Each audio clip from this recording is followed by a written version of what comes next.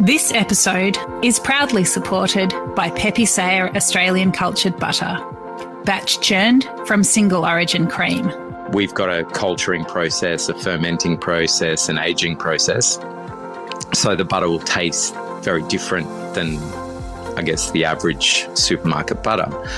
I like to say we make butter makers butter. Like, this is the sort of butter makers would like to eat, simply because of the slow process in which we ferment and age and get the flavour into it.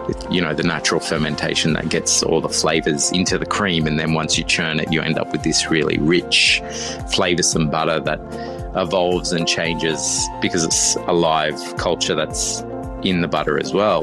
For more information, go to pepesayer.com.au. So with more education, I hope, and I'm looking forward to the day when the producer is going to get the value that they deserve, and that they put into producing such a nice product. This is Fishtales, a seafood podcast. I'm John Susman. Regarded as the world's most loved mollusk, oysters of all varieties, regions and seasons continue to capture the mouths, hearts and minds of the modern diner like never before. The famous French dramatist Cyrano de Bergerac once claimed, "A large nose is the mark of a witty, courteous, affable, generous and oyster-loving man." And I should know. Surely there is no other seafood that captures the imagination, polarises the palate and causes as much consternation amongst buyers, consumers and critics as the oyster. Worldwide production of oysters is around 45 million dozen, with a market value of approximately $3.5 billion. The popularity of oysters has waxed and waned over the years, but they've never gone out of fashion with the true seafood aficionado, who recognises that the oyster, above all seafood, offers a true reflection not only of the variety and season of its marine terroir, but of the grower's husbandry and skills. Julie Q is an international oyster expert and founder of Inner Half Shell, an oyster appreciation website. Based in Brooklyn, New York, Julie shares her knowledge and love of half-shell culture through masterclasses, bespoke events, original digital content, and products designed for like-minded oyster enthusiasts.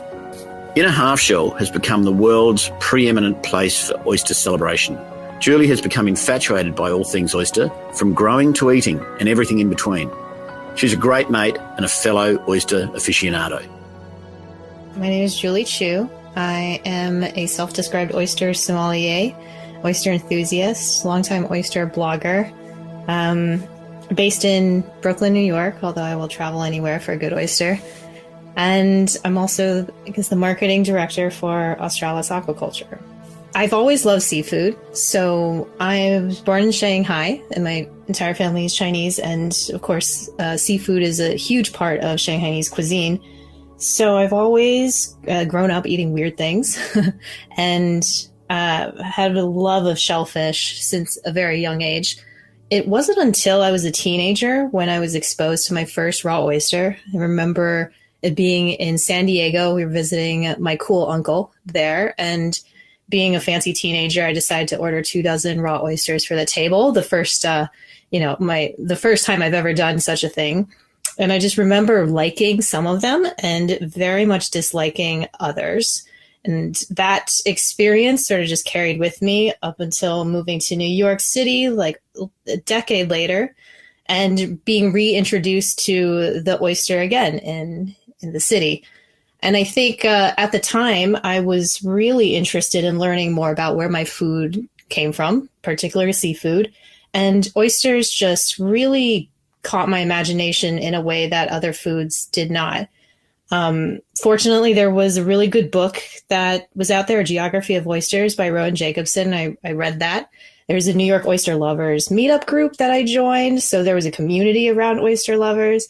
And then I also had an amazing opportunity to travel the world for a business where I decided to, go out and try as many oysters as I could during my off hours. So I think a combination of that sort of led me to discover the possibilities that oysters embody, from being just a really delicious food to kind of this entire ecosystem of producers and chefs and suppliers and around sustainability and health and all the great things. So I guess that is a long-winded way of kind of capturing why I love them so much. There's just so much to talk about and so many good things that they do.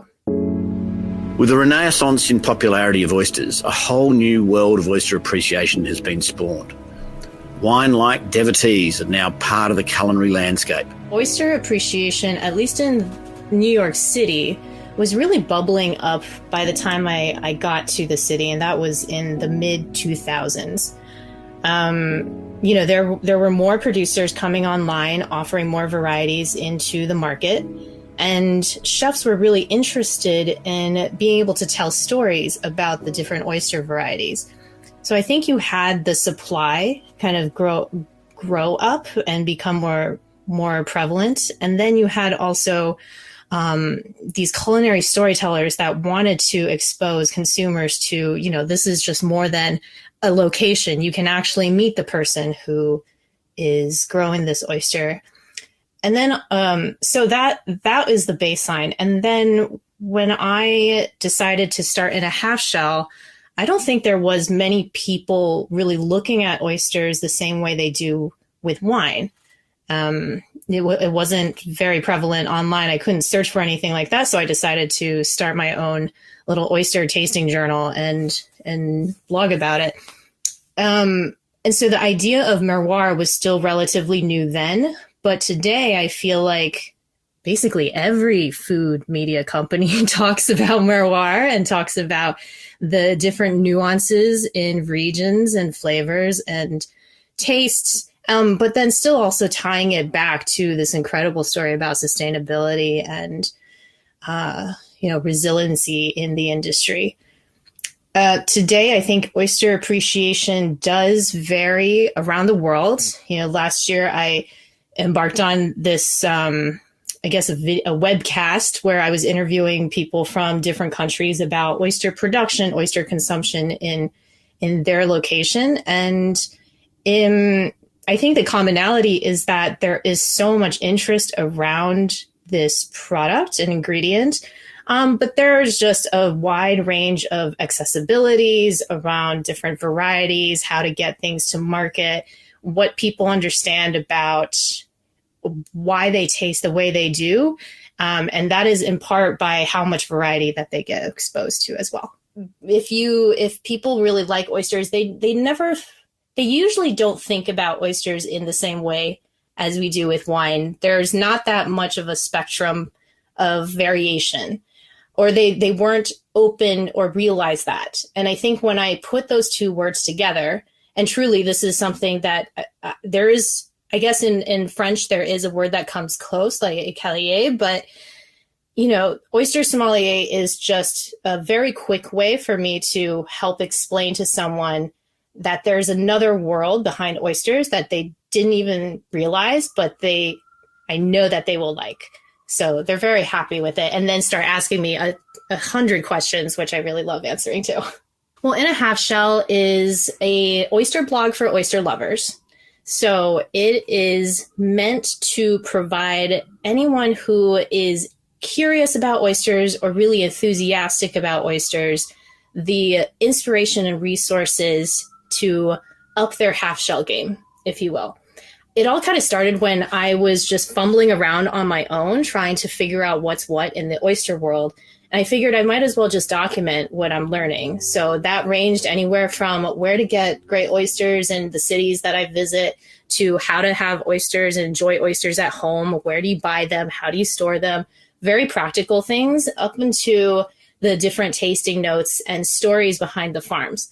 So all of that you can find on In a Half Shell. And I think most people actually go to my site really to debunk some very prevalent myths out there about oysters. They really want to know, are oysters alive when I'm eating them? Or what is that strange crab in the oyster? Can I eat it? Is it safe? And just, there's a lot of mystery around oysters and questions that when you Google, you get a lot of different answers. But hopefully I'm being able to tell them the real truth in a simple and fun way. Oyster farming is one of the oldest forms of agriculture known to man. It was practiced by the ancient Romans as early as the 1st century BC on the Italian peninsula. Oyster farming can be both high-tech and low-tech on both large and small-scale farms. Well, one of the first farms that I visited, and I just had absolutely no clue how, oysters were really grown, was on Martha's Vineyard out by Cape Cod. And I happened to visit on seed planting day, which was a really pivotal day for all the farmers there. And it was just very interesting to get a sense of this isn't something that you just put into the water and just let it do its thing and then pluck it out when it's ready. It took so much time and energy to be able to nurture such a little teeny tiny baby oyster into a beautiful product at the end. So I think that was my first wow moment. And then following that, I had a chance to visit a couple oyster farms in Ireland. And that really blew me away as well, being able to go out into the water with the producer, taking an oyster from the water, opening it up, and just having it right there is really magical. And it's a great experience for anybody who really likes oysters to do. And so I think those two are, what I think about when I really think about being wowed by oyster farmers. Every single oyster farm is a little different from the next. So it definitely depends on the environment, the resources, I guess, labor and capital, and sort of the regulations around in place. So I've visited operations that are, I guess, what I would call very old school, that they are just simply planting oyster seeds in traditional oyster producing areas and then harvesting them up when it's ready. Massive volumes there. And then to the very, very small but high-tech farms where they're employing really cutting-edge grow-out systems and data systems to cultivate this, very perfect and meticulous product. And I think they do, and outside of the US, they do vary quite a lot too in terms of grow-out systems and just the overall approach to husbandry. There's markets like France and Australia that have been doing it for quite a long time, and there's definitely more process and rigor set in place, whereas the newer places that are trying to do it are learning from the existing work that other markets have done, but they're still sort of figuring out what's going to work for them in their place. The oyster is the quintessential seafood that meets the contemporary culinary demands to a T. Defining of its origin, it is unique and luxurious, sweet, salty, rich and delicious. Exotic yet simple, the oyster reflects the mood of its environment on any given day, with flavour and condition literally subject to the weather, water and time of day when it was harvested. More than any other food, the oyster reflects not only its terroir, but also its breeding and the skill of the farmer. Where wine bars became the temples of appreciation for wine connoisseurs, oyster bars are fast becoming the marine equivalent. Right. So, yeah, I guess I have been to a fair number of oyster bars. In the traditional sense, oyster bars, at least in New York, they tended to be more like bar and grill type of concepts where the oyster name is put out front to lure people in, but it's not really like the oyster bar that I'm thinking about where their entire, front of house is sort of catering to glamorizing and showcasing the oyster in all its varieties. The oyster bar that speaks to, the one that is, I guess, what I would call a boutique oyster bar, or oyster-centric seafood restaurant. There are a few of those around the world that do an amazing job. I think that there's then another tier where oysters are a good component of a seafood restaurant, but it's not sort of the front and center leading star. And then there's other places where they just love to have oysters on the menu because it's a fun little social thing and it goes well with drinks. And I think what I personally look for are the really high-end, very knowledgeable oyster bars that is sort of supported by people who are just as nerdy and passionate about oysters as I am. You can tell by the way that they present the oyster, by the way that they talk about where the oysters are from, how it was grown, what was different this year versus the last, and just presented flawlessly on a platter. And that makes a world of difference to me. And I think it makes a huge difference in anybody's experience, and especially their first impression of the oyster. In the US, I have, I guess, a top 5 oyster bar destinations. Funny enough, one of my very favorite oyster bars is in a landlocked city. It's the Kimball House in Atlanta. And they, at least they're next to a big airport. So I think that's why they do what they can do. But they have an incredible director of oyster situation. That is how he describes himself. Brian Rackley does an amazing job at sourcing well over 24 varieties on the menu at any given time. They're open and presented flawlessly, and the entire menu, the cocktails to the mains to the apps, are truly amazing. But that is one that I think I tell people, look, I know it's in Atlanta, but it is definitely worth going to. And in New York City, I definitely have my favorites. I usually do a stop at Cole and Pistol. They're finally reopened. They were kind of under construction for a little bit. That's in the Chelsea Market. Everybody really loves to take their family and friends to Grand Central Oyster Bar when they come into town. It's such an iconic place to have oysters and to just feel like part of the old historic vibe. That's really cool. And then I also love Crave Fish Bar in the city because they're really focused on sustainable seafood and showcasing the story behind the different types of seafood. Internationally, I've been to definitely some amazing oyster places. Like in London, I remember, this was a long time ago though, Bentley's Oyster and Grill did a really nice job. Open Oyster in Hong Kong with Gus is very fun, and they have amazing wine pairings. And then where else? I guess recently I found this amazing little oyster bar in Madrid where I was spending a good chunk of this year, called Restaurateurs, and it's fabulous. They showcase mostly local Spanish oysters and include a couple French as well. And there, I really fell in love with the place, not just because it has a cool vibe, but one of the primary employees, Alfredo, he was so knowledgeable about each oyster and how they were produced, and that really helped me understand the products that I was eating. Just as music festivals have become the communion of popular culture, with disciples happy to undertake long journeys for the simple pleasure of enjoying a single theme of appreciation, so too oyster festivals have become the vanguard of foodie gatherings. From Narooma to Wellfleet, the Oyster Festival is becoming the hottest ticket on the planet. In oyster festivals, I guess there are still 2 types in my head, because a lot of the times the Oyster Festival is really a drinking festival disguised with a layer of oyster, right? And then there's other festivals where it is truly about the oyster, the different ways you can prepare oysters, different varieties, and then talking about the story behind them.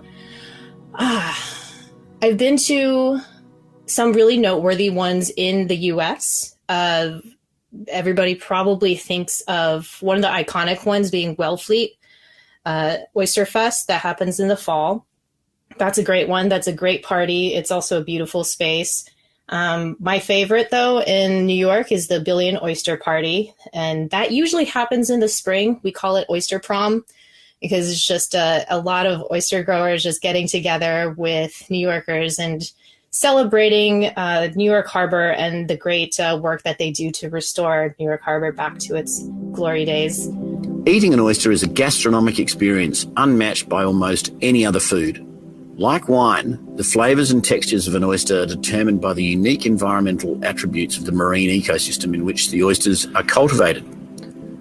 Not only the environment, but the season, region, species and husbandry all have an impact on the final flavour and texture of an oyster. I always tell people there's really no wrong way to enjoy an oyster.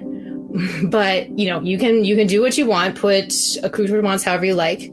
But for me, when I want to truly understand the essence and terroir of an oyster, I go through a pretty straightforward number of steps. First, there's no accoutrements. As a purist, I have nothing at all with the oyster. So you're just starting out with a freshly shucked oyster, and I kind of take a moment to actually look at it, make sure that it's well hydrated. You obviously eat with your eyes first, so that is an important step. If it's not hydrated, I tell people another quality check is, if it looks like it's completely dehydrated, that it's stuck to the shell, probably ask for another one, probably open another one is a good idea. And then taking a whiff, oysters should smell a little sea breezy, nothing at all. Again, that's more for a quality check than truly appreciating it. Sipping the liqueur is the next, and that is when you get your first exposure to the salinity and the light aroma that kind of goes with sipping in the seawater in the oyster. I love that step because it helps acclimate my palate to what to expect later on. You also kind of get a sense of its environment through just the liqueur itself. Then slurping the oyster, making sure to chew it many times. I'm honestly not sure why people think that it's appropriate to just shoot back an oyster without chewing it, but I chew it a lot to get the nuanced flavors of the oyster out. Sometimes, I immediately detect these like savory notes if it's in a plump Atlantic oyster, more vegetal notes in Pacific or Gigas oysters. And then going through, and in my mind, I actually start associating what I'm tasting to other foods that I've had. So a lot of times it goes towards mushroom and also some nuttiness like walnuts or almonds. Other times it's more metallic, like licking a side of a penny, although I don't really lick that many pennies, but just imagining if I did. Seaweed is a huge one that comes up. And then also some delightful, fruity, sweet, a little citrusy crisp. And then, of course, another big side of this for me is actually the texture. So a lot of people shy away from the texture of oysters. They're a little, they think that they're a little slimy, a little weird. But if a good oyster has beautiful texture, kind of like what you would expect maybe in a creme brulee or a poached egg, something that's very tender, but also quite chewy on like the adductor and the adductor muscle. And I love just playing around with the oyster texture. And then after that, that's it. You just knock it back and flip over the shell so you can look at the end of the shell and the cup side of the shell to admire some of the work that took many years to produce. If there is a contemporary trend in food and beverage matching, it is the eternal quest for the perfect match for oysters. For some, it is the racy acidity of champagne. For others, it's the rich, savoury characteristics of stout. And then there are those for whom the smoky, peat and funky vegetal characteristics of a malt whisky are the ultimate accompaniment to an oyster. Beverages, well, the classic is obviously a dry, crisp white wine. That is the go-to. Or people will say a sparkling champagne or any sparkling wine for that matter.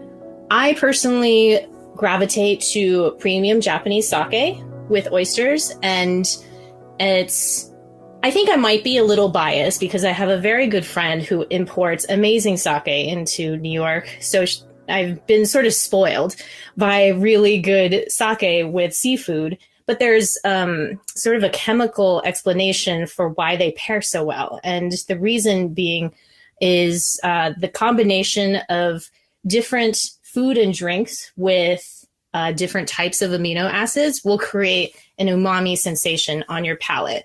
So sake actually has really high levels of glutamic acid, and oysters are very high in inosinic acid. And together, those two amino acids actually make up the majority of the umami sensation you experience on your palate. So when they're combined, it actually enhances it. And that's why it tastes so delicious together. And they're very complementary. They never fight each other on your palate. Like sometimes you can get with a wine and an oyster. One or the other wants to be the star in that situation, but I find that oysters and sake is a very good marriage. Other times, I guess I would totally down to do oysters and whiskey, oysters and mezcal, oysters and gin. But I'm also a lightweight, so I try to stay clear from imbibing too much of that. But those are also great. Oysters have many talents beyond their famed gastronomic qualities. Oysters also help coastal ecosystems in many different ways, from cleaning the water to sheltering other animals. Oysters are multi-talented marine warriors with an impressive bag of tricks up their calcareous sleeves. Their filter feeding improves water quality and nutrient cycling. The Billion Oyster Project in New York is taking advantage of the oyster's natural restorative qualities, restoring oyster reefs to New York Harbour in collaboration with the New York City communities. So Billion Oyster Project has been going on for probably 10 years. I'm not exactly sure where they started, but Billion Oyster Project is a nonprofit organization that focuses on oyster reef restoration in the New York Harbor and educating the next generation about the importance of it and how to manage it. So it's a program that was started on the Harbor School, which is a public high school based on Governor's Island. It's a little island just kind of sort of between Manhattan and Brooklyn off the side. If I go down the street, I can actually see it from the street.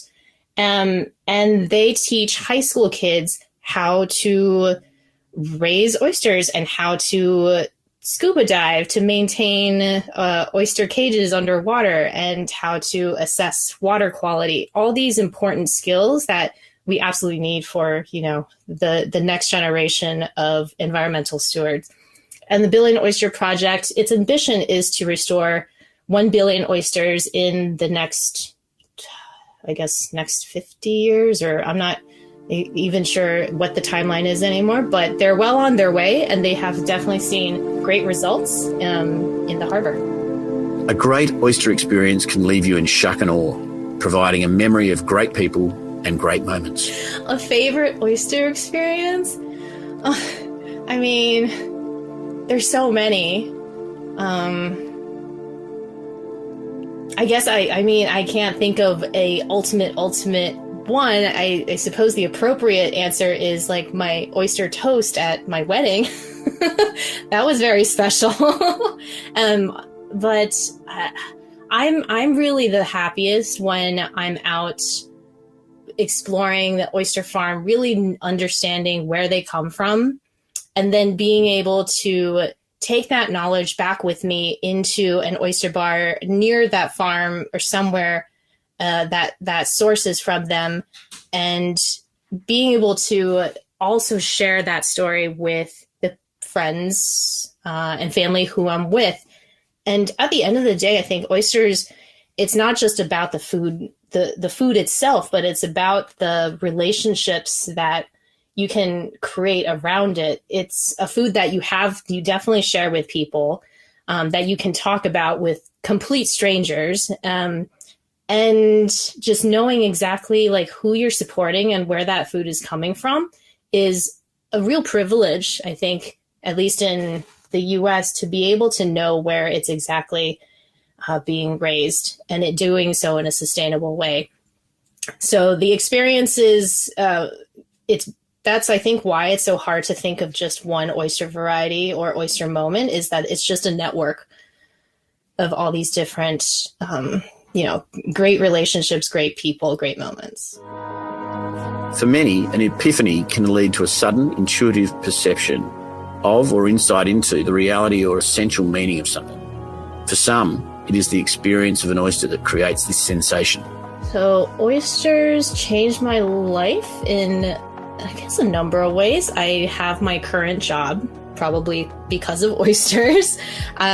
Before starting the blog, I was in the advertising industry as a brand strategist. And when I started developing this interest in oysters and sustainable seafood, that led me into wanting to take my skills in branding and storytelling, design, marketing into this industry, because there's definitely opportunities that I see where, producers that are doing amazing things need a bit of help to get their story out and to change people's minds. So in that way, I guess it's generated my paycheck. And then the other part of it, I think, going back to people, I'm so grateful to the oysters and the oyster community for being very collaborative, very inviting, and getting to meet people who I definitely would have not had the opportunity to meet, and going places where I probably would have never thought to really go, had it not been for just a wild goose chase to go to a very remote oyster farm on the world. With an ever-growing interest in oysters, from their species, provenance, history and even grower, driven by an eager consumer with a thirst for knowledge and experience, the future of the oyster industry looks bright. With culinary storytellers like Julie Q leading the charge, it's exciting times ahead for all of those in the half shell. I think that, well, this is more of like a hope, and also a source of excitement and anticipation, is that when there will be more consumers who become more educated about oysters, and frankly more opportunities to share that appreciation on social media. Like there's now also many more Instagrammers and many more bloggers who are talking about oysters now, that the general understanding of oysters and where they come from and what dictates a good oyster from a bad oyster will evolve in the general consciousness. Right now, I feel like we're still in a place where farmers are not necessarily getting the value that they deserve, mostly because they're being pressured to, sell their products for as little money as possible. And I think you see that in a lot of markets where the product is considered a commodity, but it's, completely opposite of that. So with more education, I hope, and I'm looking forward to the day when the producer is going to get the value that they deserve, and that they put into producing such a nice product. And for people to realize that, look, there are different levels of oyster quality and oyster service in the industry. That's still very emerging, but I see good signs that it's going that direction.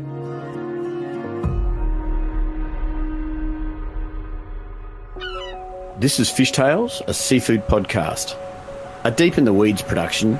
I'm John Susman. Follow us on Instagram at Fishtales Seafood Podcast, or email us at fishtalespodcast@deepintheweeds.com.au. Stay tuned for more tales from beneath the surface of the seafood world every Friday on your podcast app.